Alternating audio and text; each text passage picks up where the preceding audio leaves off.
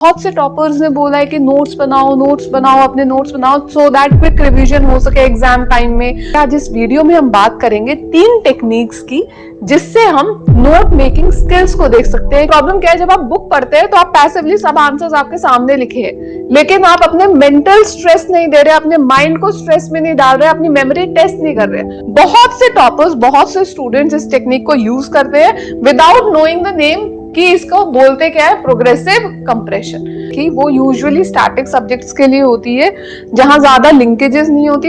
ये टेक्निक्स सिर्फ एक ट्रेलर है, इसके अलावा I also provide you a ready to use template, one note का टेम्पलेट, जहां आप अपने करंट अफेयर्स के स्टैटिक के नोट्स बना सकते हैं। हेलो एवरीवन, जब भी मैं मेंटरशिप सेशन लेती हूँ स्पेशली बिगिनर्स के, एक बहुत बड़ा डाउट बार बार आता है, that is how to make notes. बच्चे सब यही बोलते हैं, मैम प्रिपरेशन तो स्टार्ट कर दी, बेसिक्स तो क्लियर कर लिए, स्टैंडर्ड बुक्स भी ले ली, बट इन बुक्स को हम एग्जाम टाइम में नहीं पढ़ पाएंगे। बहुत से टॉपर्स ने बोला है कि नोट्स बनाओ अपने नोट्स बनाओ सो दैट क्विक रिवीजन हो सके एग्जाम टाइम में। जब भी प्री और मेंस के बीच का टाइम है वहां पे आपको नोट्स चाहिए, अपने नोट्स चाहिए ताकि क्विक रिवीजन हो सके। लेकिन प्रॉब्लम क्या है, ये नोट्स बनाएं कैसे? तो इसी प्रॉब्लम का सोल्यूशन लेके आज इस वीडियो में हम बात करेंगे 3 टेक्निक्स की जिससे हम नोट मेकिंग स्किल्स को देख सकते हैं कि नोट्स कैसे बनाए जाते हैं। Okay, but before going into these techniques I want to just give you a disclaimer saying that ये टेक्निक्स जब आप एज इट इज अप्लाई करेंगे तो हो सकता है आप ना कर पाए और हो सकता है वो इफेक्टिवली आपके काम ना आए। क्यों? क्योंकि इसको डेवलप करने के लिए कुछ स्किल्स चाहिए। ये जानना जरूरी है कि कब नोट्स बनाने हैं, किस तरीके से बनाने हैं और किन किन सब्जेक्ट्स के लिए क्या टेक्निक यूज करनी है, because it is not one size fit all approach, आपके हिसाब से भी अलग हो सकती है।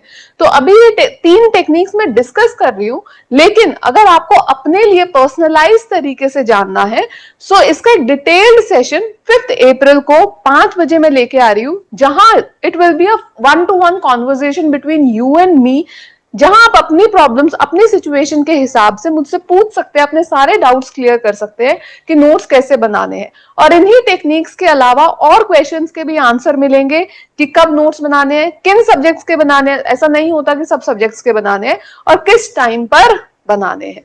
Okay, so will be discussing that in very detail.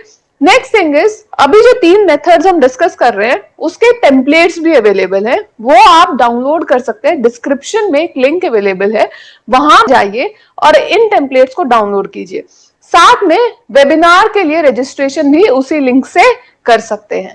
Now going into the detail of the techniques, the first very technique is the Cornell method. What is Cornell method? It is very structured method of note making, क्योंकि जब हम notes बनाते हैं we passively write all the points, लेकिन memorisation के लिए, memory develop करने के लिए आपको एक्टिव रिकॉलिंग की जरूरत पड़ती है, जहां आप अपने आप से सवाल पूछते हैं कि ये क्या था। ओके, रादर देन, क्योंकि प्रॉब्लम क्या है, जब आप बुक पढ़ते हैं तो आप पैसिवली सब आंसर्स आपके सामने लिखे हैं, लेकिन आप अपने मेंटल स्ट्रेस नहीं दे रहे, अपने माइंड को स्ट्रेस में नहीं डाल रहे, अपनी मेमोरी टेस्ट नहीं कर रहे। तो Cornell method helps you in testing that. How do you do that? आप पेज को 3 सेक्शंस में डिवाइड करते हैं, the left, right and the bottom one. Left section में आप क्या करते हैं, कुछ क्वेश्चंस, बेसिक क्वेश्चंस लिखते हैं, क्यूज बोलते हैं इसे। तो क्यूज लिखते हैं कि फॉर एग्जांपल आर्टिकल 21 क्या है, आर्टिकल 21 की और डायमेंशंस क्या है, फिर आर्टिकल 21 का एक्सपेंशन किस केस में हुआ है, पुट्टा स्वामी केस क्या है, और इमरजेंसी के सिचुएशन में क्या होता है। ये क्वेश्चंस के आंसर आप इसकी राइट साइड में लिखते हैं। तो इसको यूज कैसे करते हैं, जब आप नोट्स रिवाइज कर रहे हैं, सो यू हाइड दिस और you fold this part and just look at the questions. When you look at the question, your mind should, if you have read properly, your mind should answer them. And if you cannot answer them, just unfold this part or see this part, read this part, and you get the answers. But mind you, you don't have to write the complete sentences. उसको बहुत छोटे छोटे में ही लिखना है. For example, article 21 में कौन से rights है? It is right to life and personal liberty. फिर सुप्रीम कोर्ट ने एक्सपैंड किया, और कौन कौन से एक्सपेंशन हुए हैं, मेनका गांधी जजमेंट में क्या बोला गया है कि फेयर जस्ट रीजनेबल होना चाहिए। नेक्स्ट, इमरजेंसी की सिचुएशन में क्या होता है, इट इज नॉट सस्पेंडेड। इसके अलावा आप और भी केसेस डाल सकते हैं, अगर आपको एडीएम जबलपुर केस याद रहता है तो ठीक है, और नहीं रहता है तो आप इसमें नोट्स में ऐड कर सकते हैं, and this helps you in active recall. Bottom section किसके लिए, समरी के लिए, या तो आप सबकी एक समरी बना सकते हैं, या आप अपने लिए एक हिंट भी दे सकते हैं कि ये एक इंपॉर्टेंट पार्ट है, क्यों, क्योंकि ये यूपीएससी में पूछा गया है, और मेंशन कर लो ब्रैकेट में कौन से ईयर में पूछा गया है, तो उससे क्या होगा कि आपको इंपॉर्टेंस सामने रहेगी कि ये टॉपिक मेरे लिए इंपॉर्टेंट है, I have to revise it. Now second technique is progressive compression technique. बहुत से टॉपर्स, बहुत से स्टूडेंट्स इस टेक्निक को यूज करते हैं विदाउट नोइंग द नेम कि इसको बोलते क्या है, प्रोग्रेसिव कंप्रेशन। फॉर एग्जाम्पल, अगर आप एक 500 पेज की बुक पढ़ते हैं तो फर्स्ट टाइम में आपको सारी इंफॉर्मेशन नहीं लगती है, एंड वी डोंट से कि फर्स्ट टाइम में आप नोट्स बनाओ, लेकिन 2-3 रीडिंग के बाद बहुत सी इंफॉर्मेशन ऐसी होती है जो ऑलरेडी आपके माइंड में इम्प्लांट हो चुकी होती है, you don't need revision for it. तो क्या करते हैं, तो जो चीजें आपको याद नहीं रहती, जो ट्रबलसम है लेकिन इंपॉर्टेंट भी है, उनको आप 50 पेजेस में कंप्रेस करते हैं, सेंटेंसेस को हटाते हैं, इज एम आर सबको हटाते हैं, और कीवर्ड्स के साथ आप 50 पेजेस में कंप्रेस करते हैं।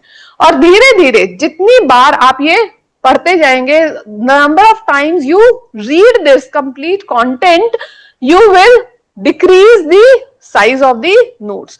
So if you have made notes of 50 pages, slowly it will turn into 20 pages upon rapid revision, upon multiple revisions, and then 5 pages. और नेक्स्ट पेजेस में क्या जाएगा, जो चीजें बिल्कुल याद नहीं रहती, and how you will decide कि कौन सी चीजें याद नहीं रहती, by revision, by active recalling, by testing.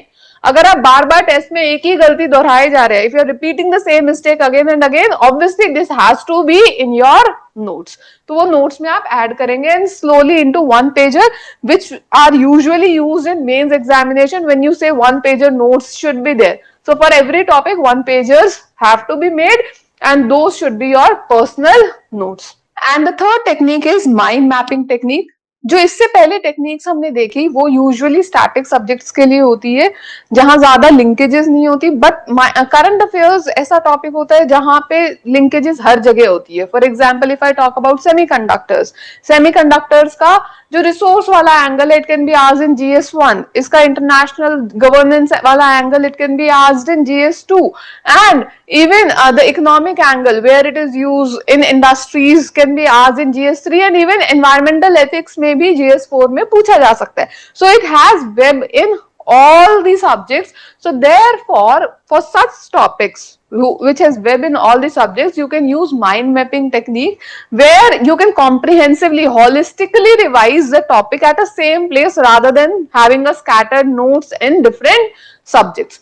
तो उसके लिए क्या करते हैं, माइंड मैपिंग टेक्निक में, for example the topic, then you write all the different dimensions across it, what it is, what is the policy, governance, any body, institution related to it. You can also add if there is any PYQ here, कि PYQ में क्या पूछा था, उसके अलावा क्या कोई data, कोई स्टैटिस्टिक्स आपके पास अवेलेबल है कि कौन सी कंट्री में सेमीकंडक्टर्स हैं, कौन कौन से सेमीकंडक्टर्स के लिए मिनरल्स, मेटल्स चाहिए होते हैं, और कितना उनका प्रोडक्शन है, इंडिया में कितना है, तो वो सारा डेटा आप यहाँ लिख सकते हैं। इसके अलावा इंटरनेशनल कोई एक्ट है, एग्रीमेंट्स हैं वो, और इकोनॉमिक एंगल भी लिख सकते हैं, कितना ट्रेड हो रहा है, कहां से इंडिया मंगवा रहा है, everything you can write here, and this makes you prepare the topic holistically. So ये 3 टेक्निक थी overall, Cornell, progressive compression and the mind map technique. ये टेक्निक्स सिर्फ एक ट्रेलर है फॉर डिटेल्स कि कैसे बनाने हैं, क्या बनाने हैं, क्या इनके अलावा कोई और टेक्निक है, किन किन सब्जेक्ट्स के लिए बनाना है, और मैं कैसे बनाऊं। इसके लिए आपको वेबिनार के लिए रजिस्टर कर सकते हैं जो 5 अप्रैल को है एट 5 PM, जहां हम डिटेल में स्टडी करेंगे कि नोट्स बनाने कैसे। इसके अलावा I will also provide you a ready to use template, one note का टेम्पलेट, जहां आप अपने करंट अफेयर्स के, स्टैटिक के नोट्स बना सकते हैं, and it will be available in the webinar itself on 5th April. To register for the webinar and to also get the templates for these techniques which we have discussed right now, you can click on the link given in the description below. Thank you so much.